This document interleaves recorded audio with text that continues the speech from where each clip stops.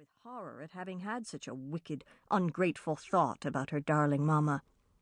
Mamma, who had been left frightened and alone, probably far more than Jenny now was, in a strange foreign country with almost no means, when her young husband had been suddenly and cruelly carried off by a terrible illness soon after they had arrived there. Mercifully, being a dancer, Mamma had found employment at a small dance studio, where foreigners came for dance lessons and to bring their children for dance lessons as well. In the end, she had married the owner, Felix Beacons.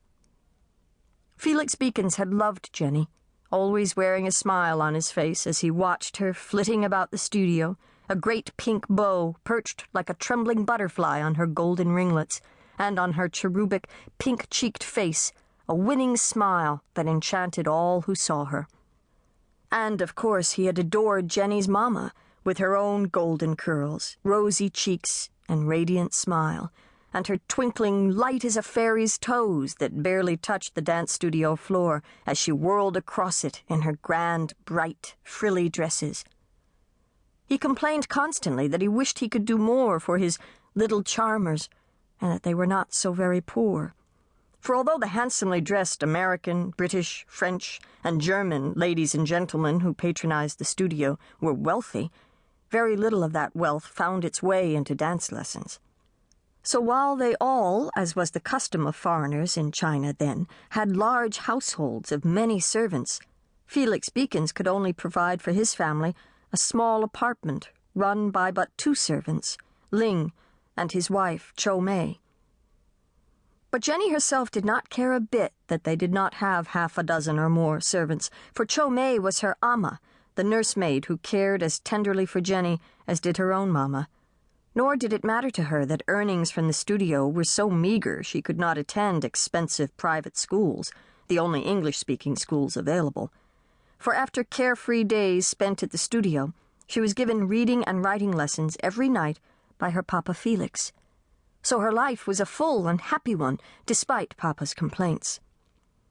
Then another tragedy befell Mamma, and Jenny as well, for Felix Beacons had been struck down with a failing heart, so he too was taken from them.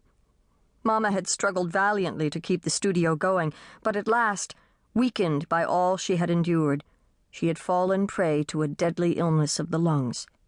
Before long, the rosy cheeks, so loved by Felix Beacons, became wan and sunken. At last it had become clear to her that she might have little time left in this world, and some provision must be made for Jenny when that time had run out. So she went to her desk to write a letter, and from the anguished look on her face, it was clearly a letter she had a great deal of difficulty in writing. At the time the letter was being written, Jenny was not told the real reason it had to be written at all. Mamma had continued to say that she was feeling better day by day, and that the letter was only because she thought it high time she wrote to Jenny's grandfather. Grandfather? What grandfather? Jenny had asked. Was this Papa's father? If so, why was he never mentioned? Why had she never even heard of him before? But it turned out that it was not Papa Felix's father who was to receive the letter, but the father of her real Papa, the one who had died when she was an infant. It had been such a very long time since Mamma had spoken of him, Jenny had come to think that the Papa she had recently lost was the real one.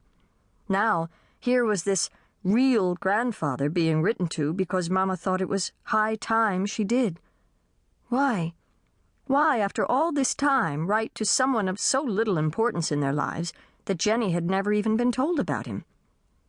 Then, finally, Mamma knew she could no longer put off telling Jenny the true reason for the letter, and how, when Mamma was no longer there, Jenny must travel to America to live with this real grandfather, the only person left in the world to take care of her.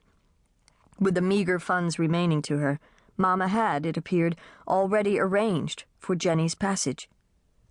It seemed that, other than that he was very rich, she could tell Jenny almost nothing about this grandfather, for she had met him but once, and had seen his great house built on a cliff overlooking the ocean but once. Why only once, Jenny had wanted to know. But Mamma could not, or perhaps would not, give her any explanation for this. So this grandfather was as much a stranger as all the others Jenny had encountered.